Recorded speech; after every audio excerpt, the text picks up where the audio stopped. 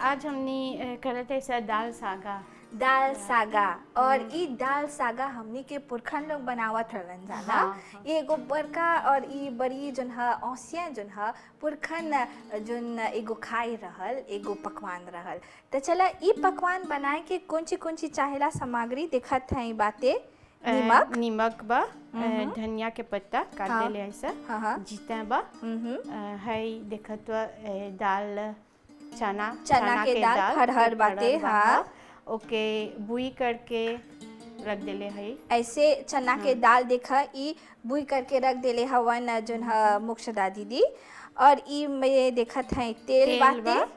हाँ, और ई हल्दी के लापुद और मेथी के दाना है। कच्चू ई कच्चू देखा काट देले है जा, कच्चू के निमन से काट देले हवन मोक्षदा दीदी। और ई देखत है पलामुन और कुछ डले हवाई में है। मैं डले है कड़ी पत्ता और प्याज पलामुन और करी पत्ता के सबके पीस के रखले हवन। और ई देखत है लहसुन और अदरक पीसल बाते। और ई में बाते इमली कैसे घोर के रख देले हवन। और ई में मिर्ची है ऐसने डलबा काट के चाहे आले।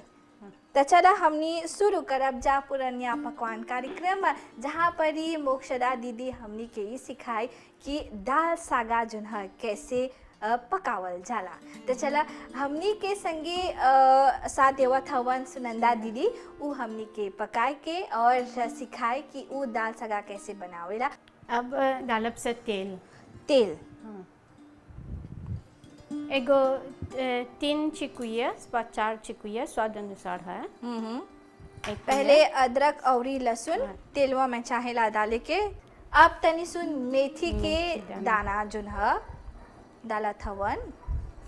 अब देखा ई हो गल बाते गरम हो गल बा। तनी सुन जोन पीसल बाते पलामुन और प्याज और करी पत्ता के पीस के रखले हवन।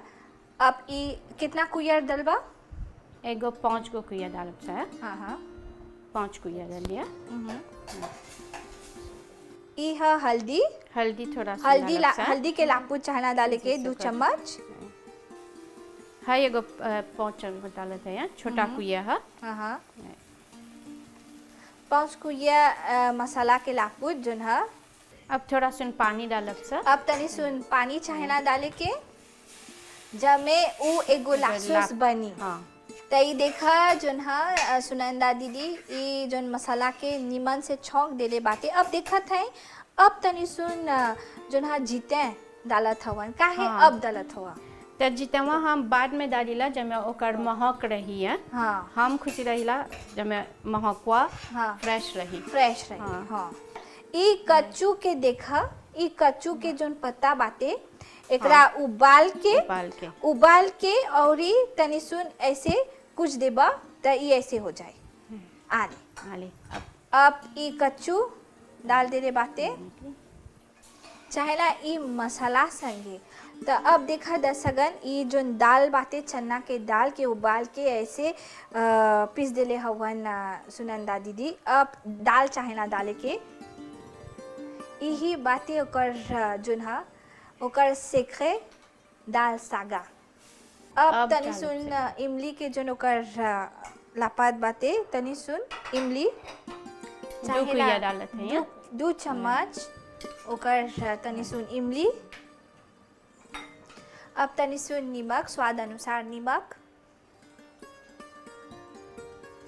अब लाहो से 2 गो पीमा डाल के एगो खाए तीता नहीं रही तो मान ला नहीं अच्छा लगे। 5 मिनट ले 5 मिनट हम ये आवब से देखब से ई जोन दाल सागा जोन है ई कैसे बनल बाते।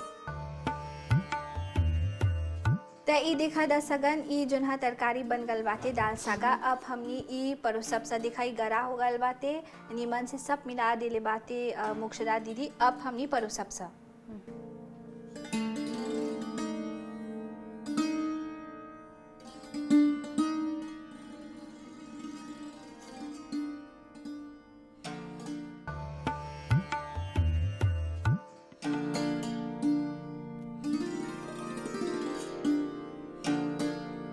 अब करब से कटहल आलू के साथ। अब चला शुरू करब जा। ई बना के कौन ची चला, जैसे बोली आलू उबाल के रख दिले बाते, कटहर के और तनी सुन पलामुन पीसल, एकर में तनी सुन प्याज और करी पत्ता और इमें प्याज के पत्ता, नमक और ई बाते मिर्ची और पीसल अदरक और लहसुन और ई में देखा ई में धनिया के पत्ता और जीता और तनी सुन जीरा के दाने और तनी सुन मेथी के दाने बाते और तेल बाते। तो चला शुरू करब जा।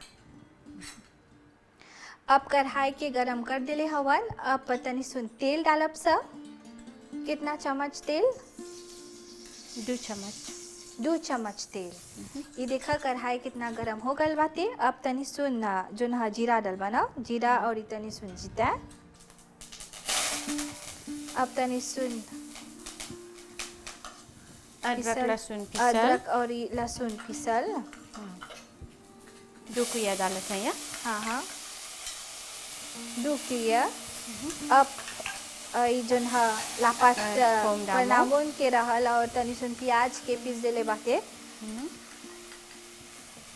ई देखा चाहे ना छौके के डालत है। अब कटहर ना और ई आलू, कटहर के चाहेला निमन से मिलाए के ई पलाउन में ई देखा फरहर बाटे कल्ले कल्ले के चाहेला ऐसे मिला के जमे कटहरवा नहीं तुरी और खैबा त लगी ना कटहर खात हवा। अब ये देखा तनी सुन जन हा आलू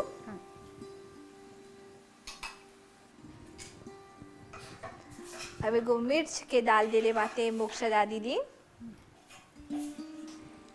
नमक डालब से आगे। नमक स्वाद अनुसार।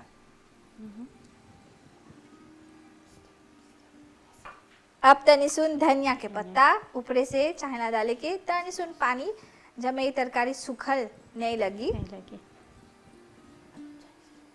हाँ ये देखा बड़ी सुंदर और बड़ी अच्छा से दिखत आई तरकारी। अभी फिर से आवब सा देखब सा 2 मिनट कि ये तरकारी कैसे बनल बाती।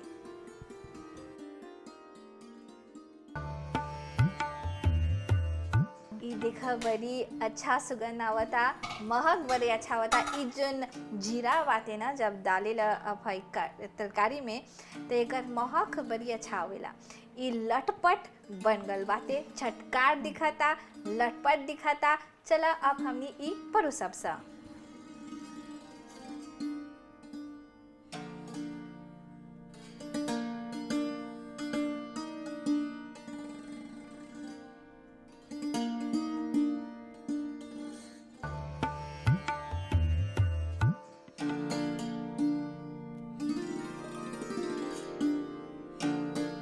सबको के नमस्ते और प्रणाम। पुरानिया पकवान कार्यक्रम में एक बार फिर से तो लोग के हमने स्वागत करत हैं। जा आज हमने आल है सब पीतो, जहाँ पर ही हमने के संगे हमने के मेहमान हवन मोक्षदा दीदी और सुनंदा दीदी।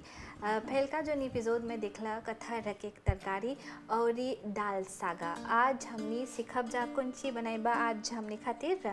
आज हमने बनावत है ऐसा सोया के चटनी।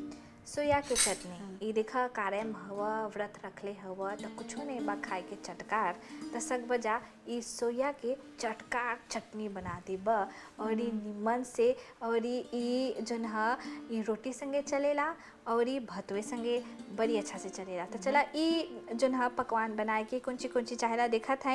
ये जन हा सोया चंक्स जो हा ये ऐसे पीस देले हवन, खाली पानी ई चाहेला भिगो के रखे के। जब ई भिगो के रख देबा तो ई ऐसे पीस के रख देबा दरदरा, ढेर चटनी नियन नहीं दरदरा। और ई में बाते करी पत्ता, तनी सुन पीमा और ई प्याज, धनिया के पत्ता और ई में दिखत है जीरा और जोन हा जीरा और पिसल अदरक और लहसुन, नमक और ई जोन हा ई बड़ा पोता हा महत्वपूर्ण है। ई में बाते पलामुन प्याज और सूखल पीमा और तनी सुन जोन हा करी पत्ता डाल के सबके पीस के एगो लपात नियन बना देले बाते मोक्षदा दीदी। चला अब हमनी शुरू करब जा। पुरानिया पकवान में देखत हवा आज हमनी बनावत हैं सा जोन हा सोया के चटनी। चला अगवा के बार दिले हवा। हाँ बराबर। अब कौन सी डालवा तनी सुन तेल डालब सा। ई में बाते तनी सुन तेल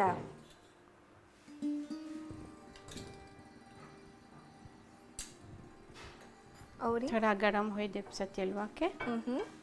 त अभी तनी सुन तेलवा गरम हुआ था तब ले मोक्षदा दीदी बोला हमनी के अब जब काम करे जात हुआ त ऐसे ऐसे चटकार और ऐसे स्वादिष्ट खाए के बना के अपन दोस्त लोग के संगतिया लोग के परोसेला देवेला। काम में कबो बाटी ला सा तो संगे खाई ला सा। हाँ तो लोग के अच्छा लगेला। हाँ वो लोग के अच्छा लगेला। और ई जोन हा चटनी कहाँ से सीखले हवा? ये हमार माँ से सीखले है।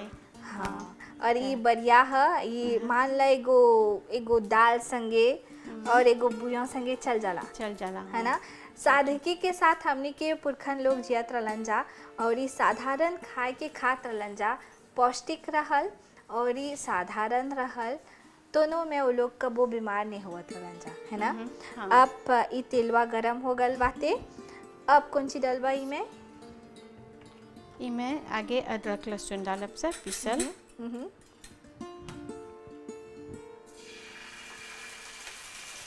अब देखा अदरक और लहसुन नीमन से चाहे ना छौके के और तनी सुन जीता ये देखा अदरक और लहसुन मा के ओकर महक आवता और प्याज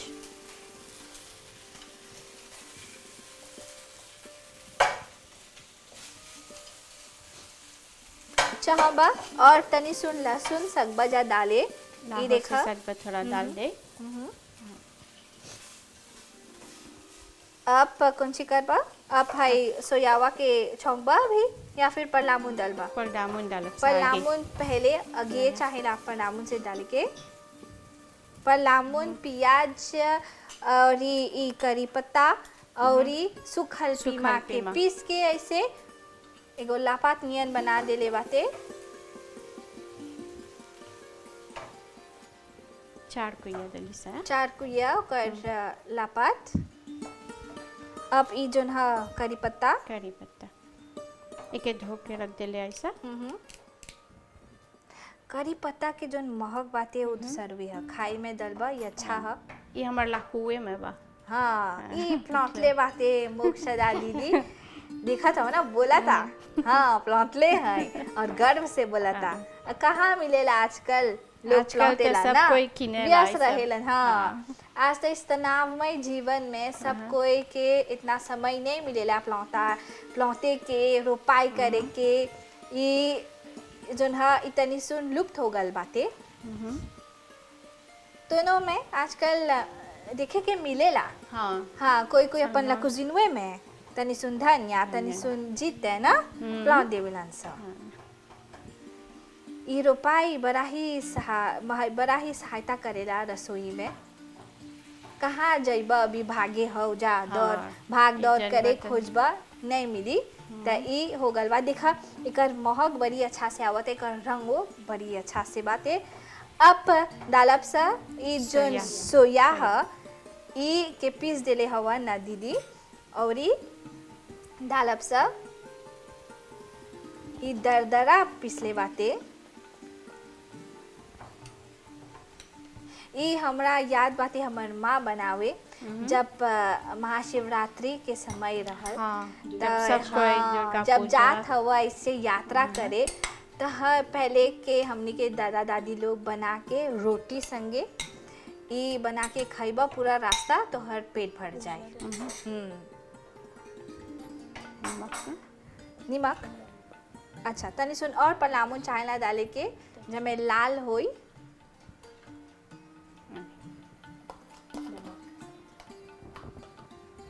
अब तनी सुन स्वाद अनुसार नमक। अब है जो पीमा बाते चाहेला काटे के तोहर छोरीवा कहाँ बागे।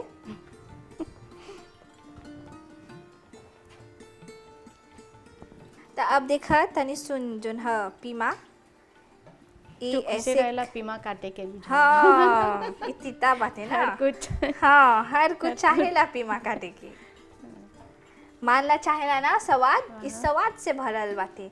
इमे मिर्ची बाटे, पल्लामुन बाटे, लहसुन पिसल, ई सब स्वाद से भरल बाटे। ई चटकार से बन गल बा। ई देखा देखबा त बुझाई तोहरा कि एगो कोको के चटनी नियन। ई हा एगो ओकर चटनी जो है सोया के चटनी। ढेर कोई नहीं जानेला है। ढेर कोई नहीं जानेला। और सोया से खाली रुगाई नहीं बनेला, ओकर चटनी वो बनेला। अब ई देखा चाहेला तनी सुन पके के जब ये सूख जाए तनी सुन तब बढ़िया लगी खाई के। तब अभी फिनो से 2 मिनट लेक हमनी फिनो से आवब से देखब सही ई जो चटनी कैसे बनाल बाती।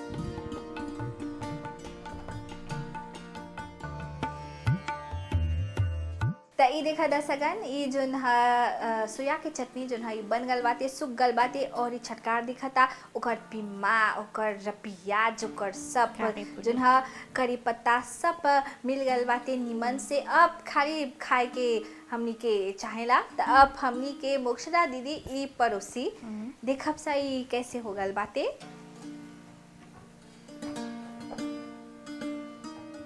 जैसे बोले ना चिंगड़ी के चटनी, इस चिंगड़ी की चटनी से बड़ा ही बड़ी अच्छा लगेला खाए के।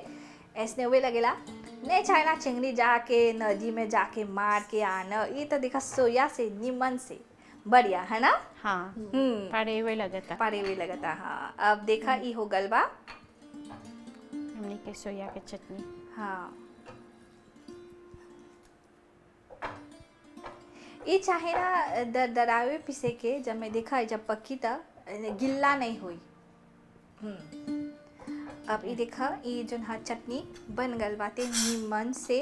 और ये चटकार कर पीमा कर करी पत्ता कहाँ बे ओकर करी पत्ता दिखा, करी पत्ता सब निमन से दिखा था। अब तनी सुन धनिया छिड़क बना। हाँ इहू सकबा बुती के रोटी संगे खाई फजीरे। और ये तोहर पेट भर जाई से निमन से। त ई देखा ई चटनी बन गल बाटे। अब हमनी बढ़ब जा दूसर पकवान की ओर, जहाँ पर ई मोक्षदा दीदी हमनी की ओर एगो अपन तरीके से रचनात्मकता तरीका से अपन तरीके अपन फासों में वो हमनी के सिखाई उ भात के चावल के कैसे पकावेला। चला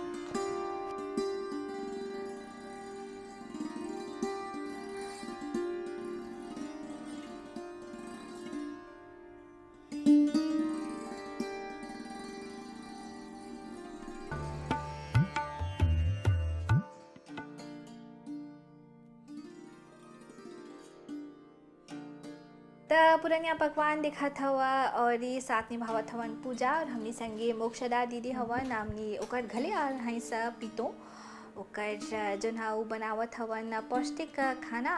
और हमनी के पुरखन लोग जैसे खात रहलन जा वही तरीके से। अब देखा एगो चावल के पका दिले हवन ऐसे फरहर। और ई तनी सुन जोन हा बादाम ई बड़ा अच्छा है खाए के मस्तिष्क खातिर लड़का लोग खातिर जोन परत हवन जा। और ई बादाम बड़ा ही जोन हा स्वास्थ्य खातिर बड़ा अच्छा, बाल खातिर तोहर त्वचा खातिर ई बहुत अच्छा है। अब ई देखा किशमिश रेज़ा सेक जेकरा हमनी बोलीला सा।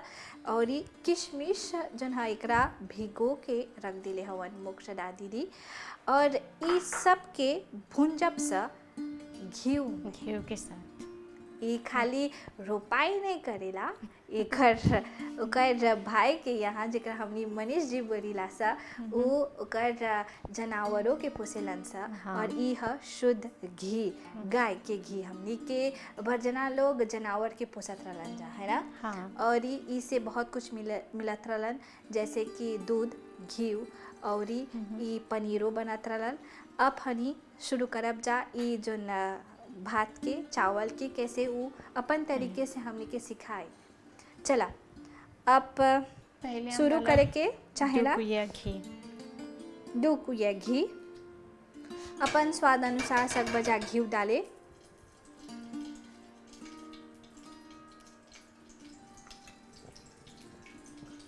एके थोड़ा गरम हो दे अब से। सावधानी से चाहेला पकाए के जमे छटकी नहीं जड़ नहीं जाएगा। अब तनी सुन जोन हा बादाम ओकर जोन बारीकी से काट देले बाते, देखा कितना सुंदर से कटले बा। चला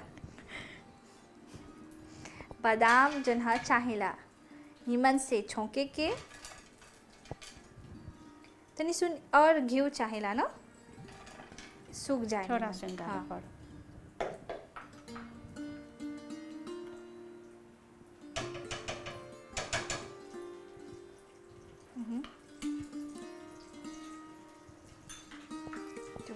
सब बादाम डाल देवत है।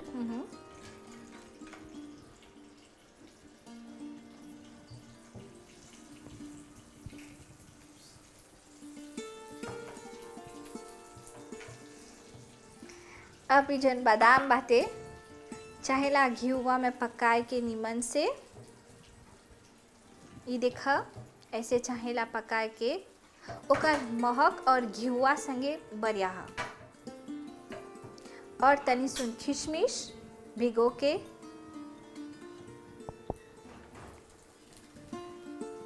चाहेला भिगो के रखे के, नहीं तो खइबा तो दांत में फंस जाए।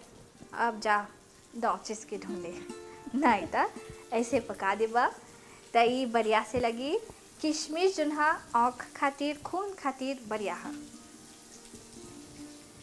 हमनी चावल खाइला सा ऐसे सादा पका के ऐसे खाइला सा, ऐसे फिसिक जोन हा सूखल फल के डलबा तो ये और पौष्टिक हो जाला। अब ये बादाम और किशमिश डले बा, सकबजा काशूनट डाले, सकबजा पुदीना के पत्ता डाले, पिस्ता सकबजा डाले, दाल चना के दाल जोन बातें तो हर रसोई में सकबजा डाले। अब देखा ये पगल बातें, अब चाहेला हाली हाली से ये छोंके के ना।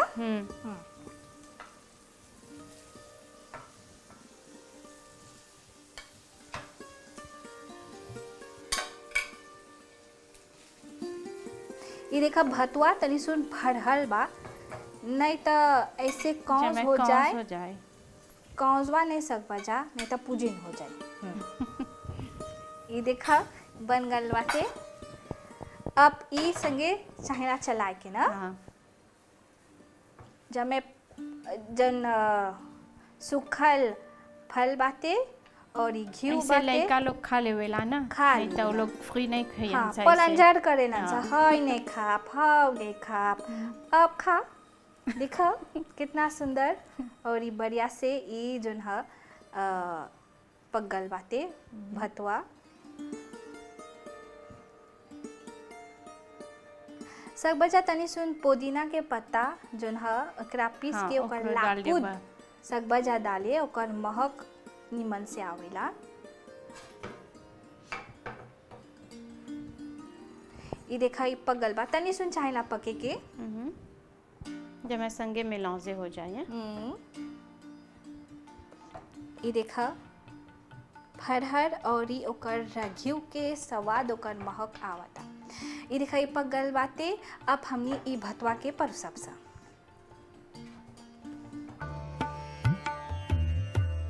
तई देखा दसगन ई फरहर जोन हा भात चावल ई पगल बाते बादाम और किशमिश संगे। अब ई बढ़िया से ओकर महक आवता। अब देखा था मोक्षदादी तो हाथ में कौन सी बात कटोरी बना देला अपन हाथ के। ई देखा ई तनी सुन पुदीना के पत्ता चाहेला ई में तनी सुन छिड़के के छिड़क देला ई महक खातिर और ई बड़ी बढ़िया से ई सजले बाते। हम तनी सुन अपन तरीके से ई सजावप जोन हा पुदीना के पत्ता ई बन गल बाटे निमन से स्वादिष्ट और पौष्टिक चावल बादाम और किशमिश संगे। तो एक में संगे हमने जन पुरनिया पकवान कार्यक्रम के अंत तक चलाल हैं जा और फिर से आवब सा एगो दूसर पकवान के लेके तजुड़े रहिए हमनी संगे पुरनिया पकवान कार्यक्रम में ऐसे ही चन्न पौष्टिक और रोचक खाए के और ये अनब सा हमनी के पूरे टीम राघव योनाम और साथ में विनय वंजा और सब कोई के हमार सभी एमबीसी स्टाफ एमबीसी टीम के बोलब जा धन्यवाद सहयोग खातिर। स्वस्थ खया स्वस्थ रहिया। नमस्कार और प्रणाम।